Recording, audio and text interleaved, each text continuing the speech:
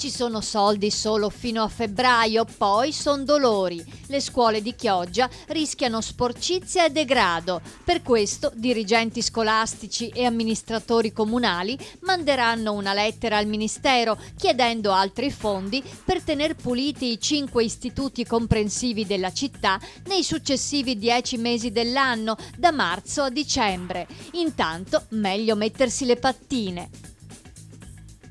Nuototerapia per bambini autistici e ansiosi, Down o semplicemente con la fobia dell'acqua. L'unica iniziativa del genere in provincia di Venezia è attiva a Maerne con il corso di terapia multisistemica in acqua. Lo scopo non è certo di insegnare a nuotare, ma di stimolare le capacità reattive dei bambini in maniera ludica. Lezioni una volta alla settimana con operatori specializzati.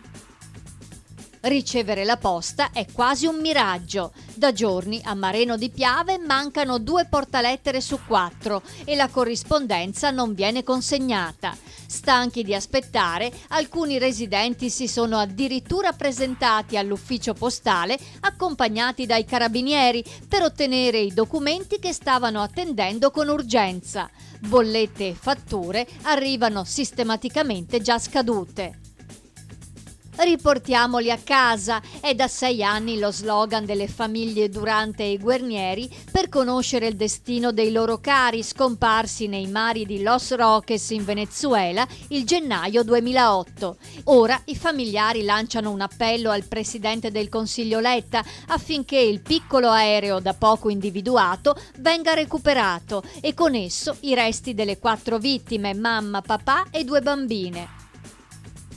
Il 2013 è stato l'anno d'oro dei trapianti nella Saccisica. L'ULSS 16 Piove di Sacco ringrazia famiglie e donatori. Lo scorso anno ci sono state oltre 100 donazioni, tra cui 62 di bulbi oculari, 31 di tessuti vascolari, una decina di tessuto osseo.